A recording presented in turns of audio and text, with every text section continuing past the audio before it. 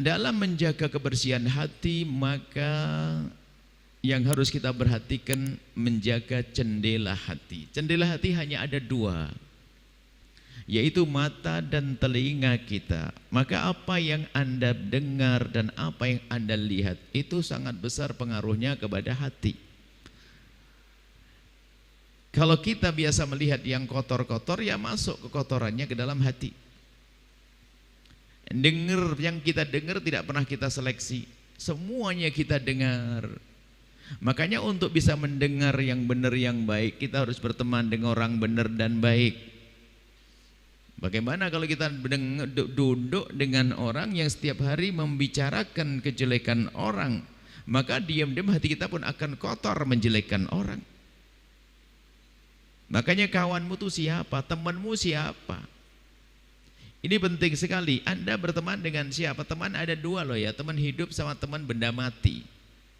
Teman hidup yang punya pengaruh, apalagi jika teman hidup kita ini yang kita anggap lebih dari kita, seperti seorang yang dianggap guru, pembimbing dan seterusnya. Tentu kita telah menyiapkan diri kita untuk banyak mendengar dari orang tersebut. Bayangkan kalau omongannya nggak benar, selalu mengajarkan atau menceritakan hal-hal yang tidak baik tentang orang lain, begitu mudahnya hati kita kotor. Makanya kalau berguru kepada penggunjing, kita akan menjadi penggunjing. Berguru dengan orang yang suka mencaci maki, keluar langsung jadi mencaci maki.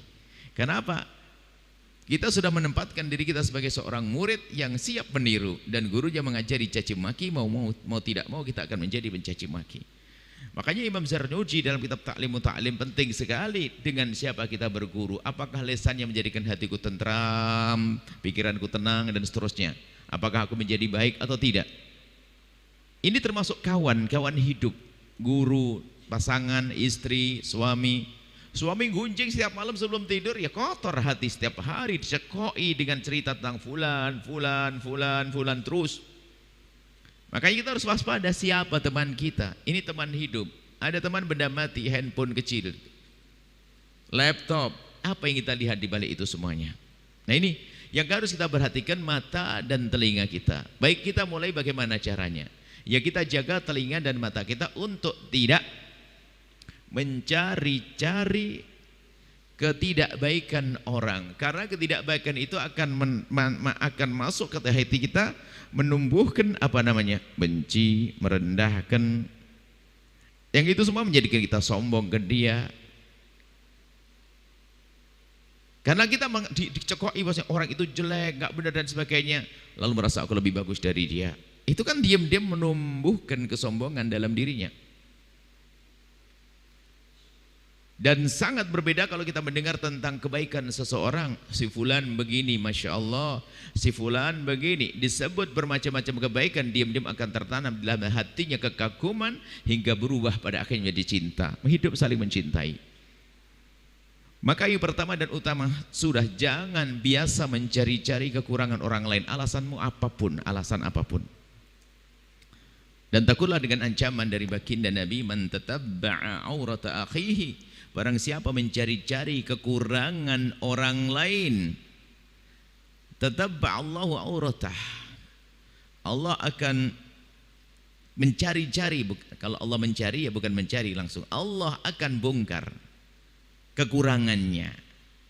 Man tatabba'a auratah, man tatabba'allahu auratah, barang siapa yang sudah dibongkar oleh Allah aibnya, yafdhahu, Allah akan rendahkan walau fi jawfi baitihi, biarpun berada di tengah rumahnya. Maka kebiasaan mencari-cari kejelekan orang itu menjadikan dia tidak terhormat di rumahnya. Tidak tahu sebabnya apa. Tiba-tiba dicabut penghormatan dari istri, suami, dari anak. Jadi menjadi seperti sampah di dalam rumahnya. Biarpun kelihatannya dia terkagum-kagum, dia mungkin hanya takut saja. Tapi tidak ada setelah itu penghormatan yang sesungguhnya. Mungkin kelihatan ayahnya seorang yang serem, maka ditakuti karena seramnya. Tapi bukan kekaguman, penuh penghormatan. Itu masih sederhana, di dunia direndahkan. Tapi di akhirat hukuman lebih pedih lagi. Jadi yang pertama, jangan biasa mencari-cari kejelekan orang lain. Mencari. Sehingga sebagian para kekasih Allah ini banyak berdoa begini, ya Allah tutuplah kekurangan orang lain dari mataku. Sampai kalau mau keluar rumah itu bersedekah lalu minta, ya Allah tutuplah kekurangan hambamu dari mataku ya Allah. Dengan sedekahku ini tutup ya Allah. Begitu takutnya melihat kekurangan orang lain, takut dia merendahkannya, penyakit hati, sombong dalam dirinya. Belum lagi nanti ada penyakit baru lagi gara-gara melihat kejelekan orang lain. Ini adalah fase selanjutnya naik kelas. Setelah mendengar, menampung nggak cukup. Di dalam hati timbul kebencian. Nanti keluar jadi gunjingan, Masya Allah. Dari sini. Makanya jangan mau duduk dengan orang yang sering ngomongin kejelekan orang lain. Dan tidak ada perlunya. Dan itu merusak hati kita. Merusak hati kita. Kalau kita biarkan, menggunjing pun juga halus loh ya. Menggunjing itu nggak akan serta-merta. Jadi menjaga, ini pertama ya, menjaga, berusaha. Sehingga jangan sampai kita punya sifat fuduli, pengen tahu urusan orang. Pengen tahu, penasaran, dan cerdas biasanya kalau ngurusi kejelekan orang. Sehingga para ulama mengajarkan agar kamu tidak sibuk dengan urusan kekotoran orang, kejelekan orang, sibuklah engkau dengan kejelekan dirimu sendiri. Semakin orang sibuk mencari kekurangan diri, maka semakin terangkat dia, karena pasti dia semakin tawadhu. Kemudian setelah itu dia tidak sibuk mengurusi kejelekan orang. Yang sibuk mengurusi kejelekan orang, maka dia akan lupa kejelekan dirinya sendiri, sehingga seolah-olah dia lebih bagus dari yang lain. Maka masuk penyakit pertama yang kita sebutkan, sombongnya iblis. Seolah-olah tidak punya kekurangan, diingatkan susah karena dia merasa paling hebat. Ini mencari kekotoran, kejelekan orang, membicarakan, mencari-cari. Ada sifat pengen tahu urusan orang, pengen tahu kejelekan orang, dan itu cerdas. Orang punya sifat begitu tuh cerdas dengan kejelekan orang. Bahkan melihat kejelekan orang pun ditumpangi dengan ilmu tafsirnya al-iblis, menafsiri perilaku. Oh, kalau gini pasti dia begini. Suudon. Wah, jadi ahli tafsir. Bukan tafsir Al-Quran nih. Jadi dia, orang punya perilaku sedikit langsung diterjemahkan panjang lebar. Oh, pasti begini dia. Paham saya. Pasti gitu. Subhanallah. Suudonnya juga berkembang. Mencari-cari kejelekan orang. Cerdas. Gambarannya kecerdasannya begini loh ya. Lihat temannya itu buka handphone kayak gini, temannya buka handphone, dia lagi WA sama istrinya, atau seorang perempuan dengan perempuan lagi duduk, dia lagi WA sama suaminya, kelihatannya lagi berantem nih, bukan berantem nih, lagi ribut lah. Dia ngelirik tak begini, set, set. Ini langsung terekam, paham. Wah, sok-sok tahu sudah di mana-mana. Padahal dia hadir pengajian nggak paham dia. Manu ini busuk hati begitu tuh. Tapi kalau sudah urusan kejelekan orang, cerdas. Dia masuk ke rumah orang, buka buku, itu bukan buku tafsir, bukan buku sejarah Nabi dan sebagainya, buka agenda yang buka. Dia buka sepintas tuh kayak tahu semua, cepet bacanya. HP-nya temannya ketinggalan di dia. Itu lihat, baru temannya kamar mandi 5 menit, dia pakai tangan kiri padahal ngencetnya. Sudah tahu kemana dia akan lihatnya. Cerdas sekali kekotoran jiwa, kekotoran hati, karena kotornya hati. Maka dibimbing oleh iblis untuk seperti itu. Ini harus kita perhatikan. Makanya kalau anda penasaran handphonenya orang, sebenarnya anda punya penyakit itu. Handphonenya orang, handphone pasangan sekalipun, nggak ada perlunya kita punya sifat fuduli, pengen tahu. Karena apa? Hari ini mohon maaf, handphone biarpun pasangan, handphone itu sehari ini seperti hati. Dan semua orang punya rahasia, bukan masalah kejahatan, enggak. Kalau kejahatan tersembunyi di hati kita, kotor banget ini. Akan tapi seorang perempuan mungkin punya rahasia dengan kakak perempuannya, dengan ibundanya dan seterusnya. Jadi yang menjadi masalah, hobi kita ini loh, hobi jelek, pengen tahu, penasaran urusan orang terus, penasaran, dan itu membahayakan. Kemudian setelah itu apa? Yuk kita waspada dulu, jangan suka pengen lihat kejelekan orang. Bahkan kalau kita pengen langsung kita tahan. Tidak boleh. Ini langkah pertama, jangan pengen tahu. Tahu sifat diri deh kita. Kalau memang saya hobi saya begitu, harus tobat hari ini. Kalau tidak kita sadari kemudian segera kita tobati, maka ini halus sekali tiba-tiba menyeret kita untuk langkah selanjutnya. Biasanya kalau sudah biasa melihat kejelekan orang ini akan terkumpulkan di otak dan hatinya. Nanti akan masuk bab baru lagi, merendahkan ia dan sebagainya, meremehkan orang lain. Termasuk nanti bab lagi menggunjing atau paling tidak mengiyakan orang menggunjing. Sementara menggunjing adalah dosa gede lagi. Wala takhtabu, jangan kau saling menggunjing. Menggunjing dosa besar. Ibaratnya begini. Telinga tidak kita jaga, dengar orang ngomongin kejelekan orang. Sementara kita tidak segera menghindar. Hati-hati, kalau ada orang menggunjing jangan mau. Kalau ada orang ngomongin kejelekan orang di hadapan kita, pilihannya dua, tidak ada tiganya. Salah satu dari dua, nggak ada tiganya. Yang pertama, kita ngingetkan dia agar diam. Yang kedua, kita tinggalkan. Nggak ada pilihannya. Kalau ada orang membicarakan kejelekan umat Nabi Muhammad, pilihannya dua. Anda ingatkan kalau Anda punya kemampuan. Kalau tidak, Anda tinggalkan. Anda jadi yang ketiga, dengar tak, aduh, menggunjingnya dia itu karena adanya Anda. Pernah kebayang orang gunjing kepada tembok? Sama kambing pun nggak pernah. Kambing, tetanggamu enggak. Gara-gara ada Anda dia menggunjing. Apalagi Anda sambil ngangguk-ngangguk begini, tambah jadi dia. Padahal Anda orang baik, Anda juga enggak mungkin saya tidak akan terpengaruh. Iya, hari pertama enggak terpengaruh, hari kedua tidak terpengaruh, keempat, kelima tak tanya, besok langsung ngomong, iya saya juga ngelihat kemarin. Loh, yang ketujuh ini nggak sadar, hati-hati. Kebiasaan dengar kejelekan orang bahaya sekali dan menghilangkan cinta. Hidup tanpa cinta tidak indah, sehingga kita menjadi benci kepada orang, benci kepada seseorang. Naudzubillah. Lah benci pada seorang kan penyakit yang kemarin, penyakit al-baghdha yang baru kita bahas terakhir. Membicarakan orang, setelah kita mendengar kejelekan orang biasanya berubah menjadi membicarakan. Nah kalau sudah punya penyakit menggunjing ini, Masya Allah, dia tuh paling bangga kalau bisa cerita kejelekan orang, seolah-olah dia telah menjadi penemu kayak Thomas Alva Edison menemukan, wah paling bangga dia, seolah-olah pokoknya kayaknya sudah alamah dia, saya tahu semua. Dan dia bangga membicarakan kejelekan orang. Dia gunjing bangga, tidak sadar. Kenapa? Dia sudah merangkum, dia telah banyak menyimpulkan banyak cerita ada di otaknya. Lalu dia akan biasa menggunjing orang, menanamkan kebencian pada orang. Mana ada baiknya penggunjing? Maka dikatakan penggunjing dosa gede. Gunjing itu apa sih? Menggunjing itu membicarakan kejelekan orang yang memang betul-betul ada. Yang ada itu gak boleh. Membicarakan zina seseorang, judi seseorang. Kalau menghentikan perjudian lain dengan membicarakan. Membicarakan ngomong, oh dia wah orang ahli sholat ibadah tapi begini.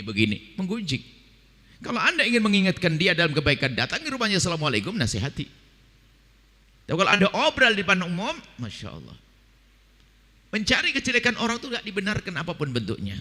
Sampai suatu ketika ada kisah pada zaman Sayyidina Umar bin Khattab. Ada seseorang itu penasaran, rumah Arab itu rumah terhormat itu kan ada harim bed, ada pagarnya begitu, sehingga perempuan kalau keluar rumah buka kerudung pun tidak kelihatan dari luar sana. Mungkin gambarannya seperti itu. Dia penasaran di tembok ini, pengen naik tembok, lihat di rumah tetangga itu ngapain. Pas dia nengok satu orang ini mau naik ke tembok, kelihatan tetangganya lagi mabuk. Tetangganya lagi mabuk, turun dia, semangat amar ma'ruf nahi mungkar nih. Enggak benar tetangga, kayaknya baik-baik, ternyata mabuk. Datang ke Sayyidina Umar bin Khattab, khalifah, aku menemukan tetangga mabuk. Lalu Sayyidina Umar bertanya, gimana ceritanya? Saya itu penasaran, lalu saya naik tembok, lalu saya ngelihat. Ternyata dia mabuk. Sayyidina Umar langsung mengatakan, yang perlu dicolok matamu, ngapain matamu ngelihat-lihat orang? Oh enggak nih, ada apa? Bukan tambah disanjung. Kenapa mata ente? Dia mungkin orang yang malu berbuat jahat tidak di depan orang, sehingga di rumahnya sendiri, bukan di pinggir jalan. Ngapain kamu usil melihat rumahnya orang? Bahkan kalau seandainya dicolok pun tidak pakai kisos, karena kamu ngintip rumahnya orang. Kalau mengintip rumahnya orang kan seperti ngintip handphone kurang lebih ya. Ngintip itu kan sekarang kan. Intinya ayo jangan biasakan kita mencari-cari kejelekan orang. Apalagi itu siapa? Orang-orang yang kita muliakan. Ibunda kita, ayahanda kita, ke atas baginda Nabi. Ada orang mencari-cari kejelekan Nabi padahal dia muslim mukmin, tidak dengan cinta membaca Al-Quran, baca hadis Nabi, melewati kisah Sayyidah Zainab yang disebutkan dalam Al-Quran, langsung tidak lama kemudian dia murtad. Kenapa? Sudah prasangka buruk kepada Nabi, karena membaca fitnah tentang baginda Nabi SAW. Dia mendengar Al-Quran, benar ceritanya, tapi suara yang didengar dari orang luar tentang Nabi, baginda Nabi dengan Sayyidah Zainab begini-begini. Dia terpengaruh, lah kok dengar fitnah. Setelah itu jangan sok deh kita, wah aku aman sih. Yang merasa aman biasanya gampang kepleset. Kalau sudah tahu di tempat itu licin, kita harus berhati-hati. Maka yang berlenggang, oh kalau saya biasa jatuh tebuk, nah itu jatuh dia. Maka jangan sok, jangan mengentengkan. Selagi itu dilarang, jangan. Tetap aurat akhi, mencari-cari kejelekan orang. Dan ilmu ini berlaku loh dalam segala kehidupan, termasuk nanti di kancah politik. Lihat. Dan itu menjadikan sebab tidak indah. Maka kami selalu ingatkan kok, dalam dunia perpolitikan, dalam dunia perpondokan, pesantren, biasanya kan kita mulai dari kelas ustadz ya. Ghibahnya ustadz, gunjangannya ustadz dahsyat, pakai bahasa amar ma'ruf nahi munkar di atas mimbar. Ini juga bahaya. Wow. Ini menggunjing di atas mimbar. Nah ini membahayakan sekali. Hal-hal yang gunjingan-gunjingan semacam ini, kalangan ustadz, para politikus. Kami suarakan kemarin kalimat sederhana hendaknya disebarkan. Yang tidak menyebarkan jangan-jangan dia adalah racun jadi politikus, pembawa racun. Kami sampaikan, kalau Anda punya calon presiden, calon gubernur, calon bupati, cukuplah dengar kalimat sederhana. Sanjung calon pilihanmu sesuka hatimu, jangan caci calon pilihan orang lain. Karena kalau hobi mencaci orang lain, pasti hobi mencari kekurangan. Ini adalah bab baru lagi. Lihat, langsung ingin tahu fulan yang mau jadi calon ini apa sih? Sehingga yang direkam benar dan tidak benar masuk ke otaknya. Untuk jadi bahan bagaimana menjatuhkan lawan. Mana ada kebaikan. Begitu calon presiden, begitu calon gubernur, begitu, ya enggak baiknya. Apalagi tim suksesnya, waduh tidak ada baiknya. Nah tim sukses itu kan kerjanya sesaat dengan bosnya. Karena sudah terlatih dengan mencari kejelekan orang, nanti setelah tidak jadi tim sukses itu jadi pencari kejelekan di masyarakat dia, nggak ada baiknya dia jadi sampah. Maka dari itu ayo kita jaga hati kita, jangan biasa mencari-cari kejelekan orang lain. Setelah seandainya kita menemukan, nah ini, kalau kita mencari kemudian tidak waspada, masuk bab selanjutnya, menggunjing dan merendahkan, menggunjing dosa besar. Ada lagi nanti mengadu domba. Pengadu domba itu bisa sengaja dan tidak sengaja loh ya. Biarpun tidak sengaja, ya dia sengaja menyampaikan ketidakbaikan kepada seseorang, dan ketidakbaikannya adalah berkenaan dengan sesuatu yang menyinggung perasaan orang. Tanpa sadar kita sampaikan dari orang lain. Bermusuhan, lihat. Sudah menggunjing neraka, mengadu domba, la yadkhulul jannata qatta, tidak masuk surga orang yang ngadu domba. Dan mengadu domba itu tidak mungkin tanpa sebab. Mengadu domba itu tentu dengan sesuatu, dan sesuatu itu berita. Berita itu tentu sesuatu tidak baik. Kalau kebaikan nggak akan mengadu domba. Makanya ini adalah adu domba, menggunjing daripada kebiasaan orang melihat kejelekan orang lain. Nah kemudian setelah itu lihat, kalau seandainya terlanjur, mohon maaf, ini ilmu baru, ilmu lanjutan, terlanjur menemukan kejelekan orang yang dekat dengan kita, orang yang kita hormati, saudara yang kita cintai menemukan kejelekan, ya kita harus berpikir, kalau urusan kejelekan tentu ada semua manusia. Istrimu bukan malaikat yang tidak bersalah, suamimu bukan malaikat, temanmu bukan malaikat. Lalu bagaimana menyikapi orang-orang semacam itu? Kalau memang kita perlu mengingatkan, tentu dengan cara yang baik, namanya amar ma'ruf nahi munkar. Amar ma'ruf nahi munkar dengan cara yang lembut, kita datang kalau kita mampu. Ini babnya baru lagi, bagaimana cara menegur seseorang yang melakukan kesalahan. Bukan langsung kita obral di depan umum, kamu tahu enggak dia begini, kita harus amar ma'ruf nahi munkar. Tanyakan kepada orang yang menyuruh amar ma'ruf nahi munkar dan mengangkat suara lantang-lantang, apakah Anda pernah kirim surat kepadanya atau pernahkah Anda datang ke tempatnya? Halus sekali loh ya. Tujuan untuk menghancurkan. Di dalam hati itu kebusukan hati. Kadang-kadang atas dasar ilmiah kalau itu kalangan ustadz. Padahal dengki dan iri ada di dalam hatinya. Karena dia ngiri. Dan itu sebetulnya ya antara penyakit hati yang kita sebutkan malam ini tidak tahu lebih dulu penyakit hatinya atau ininya. Apakah gara-gara hatinya kotor lalu dia mencari kejelekan orang? Atau gara-gara sering mencari kejelekan orang lalu menjadi hati kotor? Semuanya. Memang ini satu keterkaitan. Dan bisa jadi gara hatinya kotor tadi, lihat senang mencari kejelekan orang. Kenapa? Untuk merendahkannya. Yang jelas jelek semuanya. Maka pelajaran yang lalu harus terus kita jaga, kita amalkan. Tinggal pelajaran kita hari ini, ayo kita sempurnakan. Setelah seandainya kita sudah terlanjur menemukan kejelekan seseorang, ayo kita merenung yang dalam, dia adalah umat Nabi Muhammad. Kalau ada, tanyakan saya punya hati atau tidak, punya iman atau tidak. Seorang kekasih Allah Imam Muhammad Al-Baqir dikisahkan, kita membaca dalam satu sejarahnya, bahwasanya suatu ketika mendengar berita tentang tetangga kampung sebelah, bahwa tetangga kampung sebelah telah melakukan zina. Dengar berita kampung sebelah melakukan zina, tiba-tiba sang imam ini menangis dengan derai air mata. Menangis yang tidak biasa, sehingga yang memberitahu itu ketakutan. Memangnya siapa itu, Imam? Apakah itu saudaramu atau kerabatmu atau apamu, ponakanmu? Bukan. Yang aku ketahui bahwasanya di kampung sebelah itu semuanya adalah umat Nabi Muhammad. Itu artinya yang telah berzina adalah umat Nabi Muhammad. Padahal nggak kenal orangnya, hanya tahu umat Nabi Muhammad berzina, sedih sampai menangis dengan derai air mata. Hari ini kita dengar berita kebusukan seseorang, bukan kita menangis, malah kita mencibir, bahkan mungkin kita mudah mengejek atau merendahkannya. Tanyakan pada diri Anda yang sudah rajin sholat Jumat.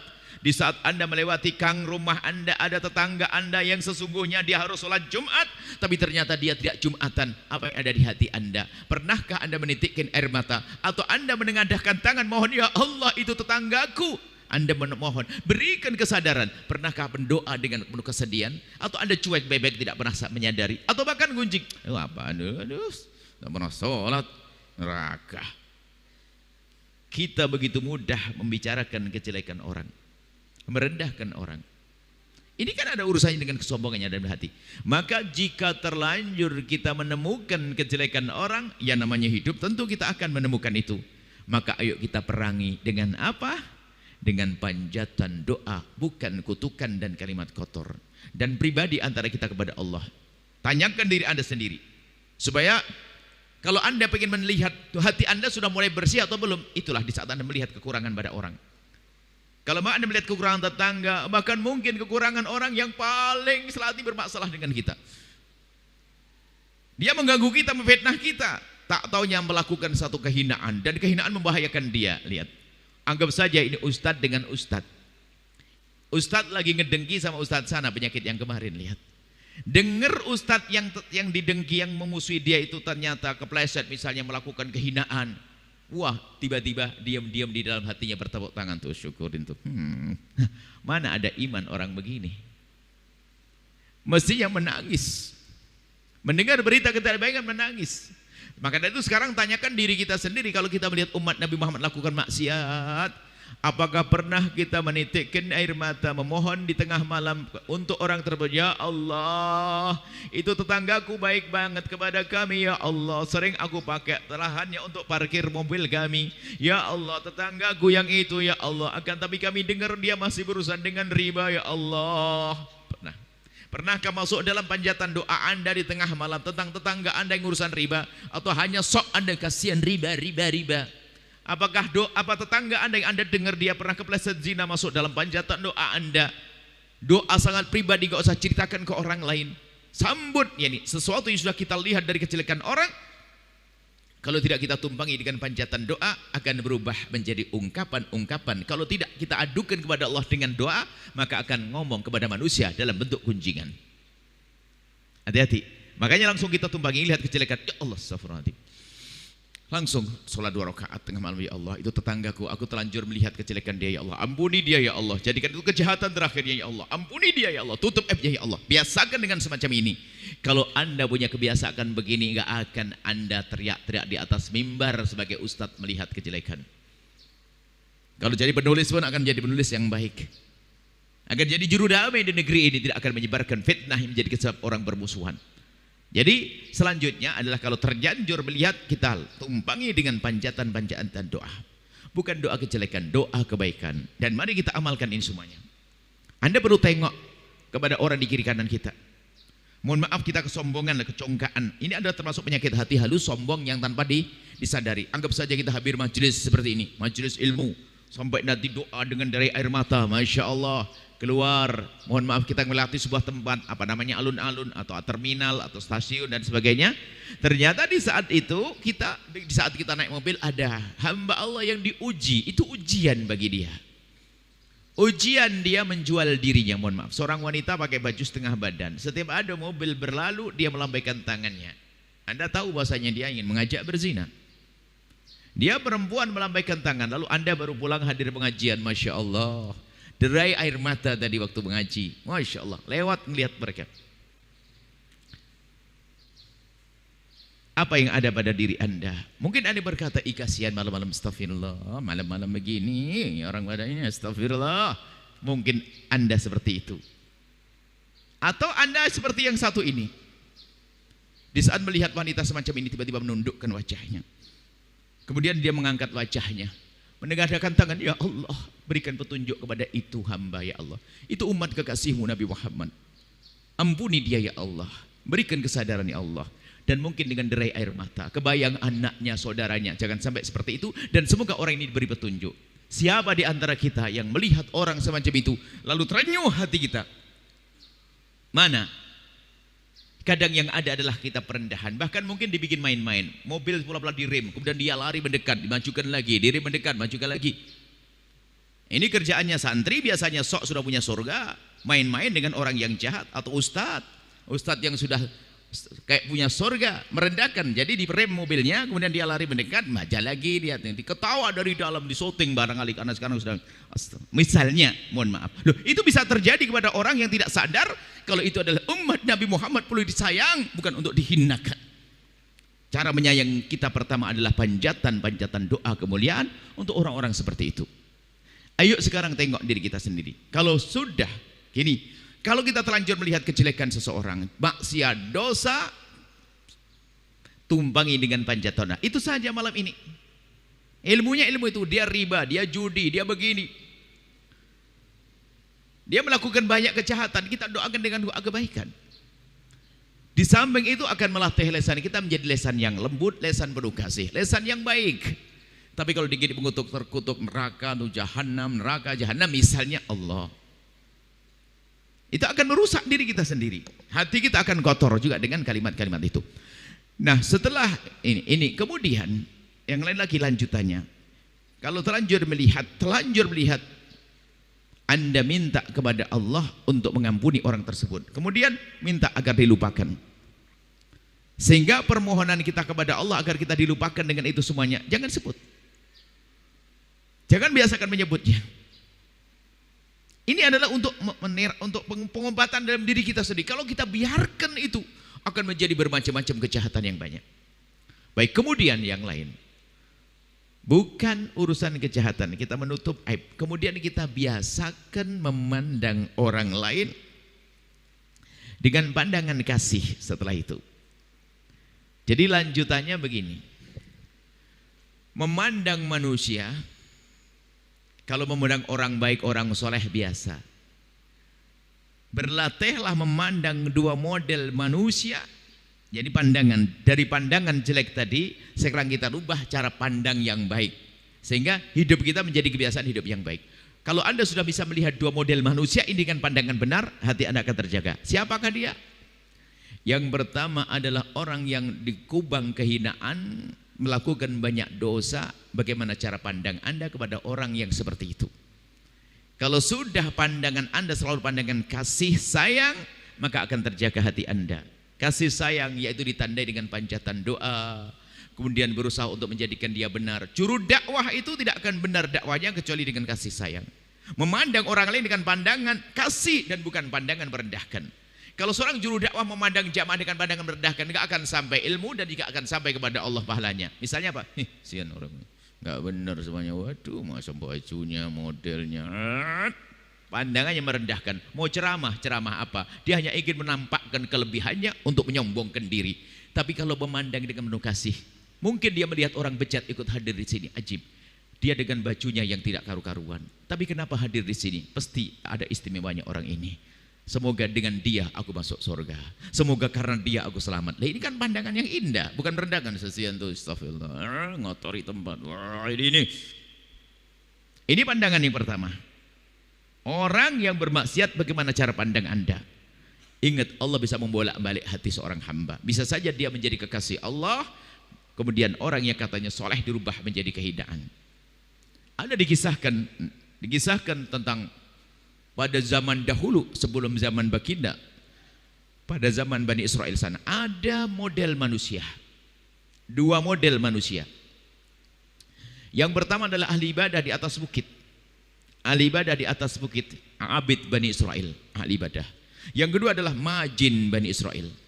Abid, ahli ibadah, orang soleh, orang baik, ustadz deh yang sangat baik, bukan ustadz abal-abal, ustadz pokoknya ahli ibadah. Yang satu adalah majin, itu orang yang dengan segala kejahatan. Anggap saja preman pasar.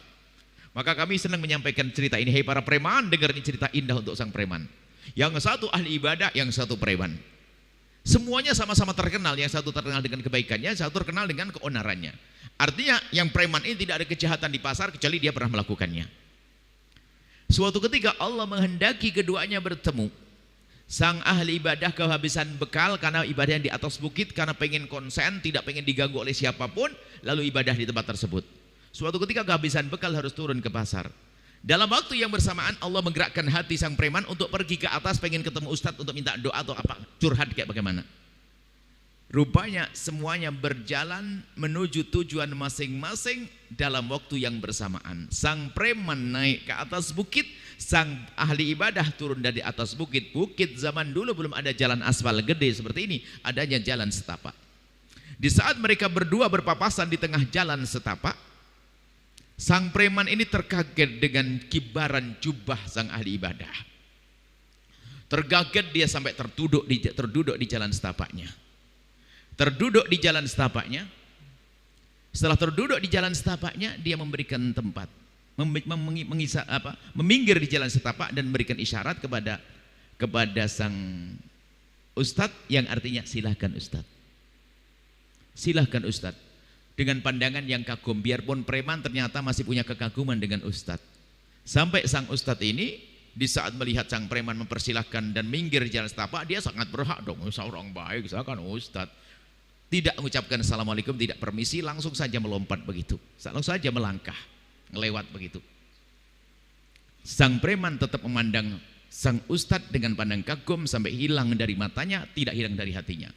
Tapi sang ustadz tadi lihat, di saat melihat sang preman tahu, si kotor, si busuk, si sampah masyarakat, mau kemana ini? Tidak mengucapkan salam. Apa yang terjadi setelah itu? Allah Maha Tahu yang ada di hati orang-orang ini. Biarpun dia katanya orang nggak benar, orang jahat, orang yang jelek, tapi ternyata dia masih punya kekaguman kepada syiar agama. Dia masih kagum dengan sesuatu urusannya dengan Allah. Dia menghormat syiar agama ustadz. Tapi biarpun katanya orang ahli ibadah ustadz, tapi merendahkan manusia. Akhirnya dibalik oleh Allah. Yang katanya ahli ibadah tapi merendahkan orang lain, dicabut imannya. Menjadi nol. Akan tapi orang yang katanya bejat, nggak benar, baik, tapi kalau dia masih mengagumi segala sesuatu yang ada hubungannya dengan Allah, tunggu dia akan tobat dan dia dirubah menjadi orang tobat. Makanya tolong di masyarakat, kalau Anda melihat anggap saja dia preman kok masih dengar suara adzan, tar dulu bulan Ramadan, jangan dulu, ini lihat ustaz, ini ada hormat, ini ada orang pengajian, kasih tempat, ayo jalan, kasih parkir. Kalau masih ada preman, badung, badal dan sebagainya, kalau ternyata masih mengagungkan syiar yang ada hubungannya dengan agama, tunggu dia akan tobat suatu ketika nanti. Karena sebetulnya di dalam hati ada ketawaduan tersembunyi. Tawadhu kepada Allah. Karena apa? Hubungannya dengan Allah, ahli ibadah dengan Allah, ini dengan Allah, tersembunyi di hatinya, maka dia akan benar. Tapi biarpun jubahnya berkibar, imam aja lebih gede dari ini, katanya ahli ibadah, tapi merendahkan hamba Allah, tunggu dia. dia akan jauh. Kalau tidak terhinakan saat di dunia, akan di akhirat nanti. Maka dari itu, jangan biasa merendahkan orang lain. Kalau kita melihat orang bermaksiat, tumpangi dengan panjatan-panjatan doa. Tumpangi dengan panjatan doa.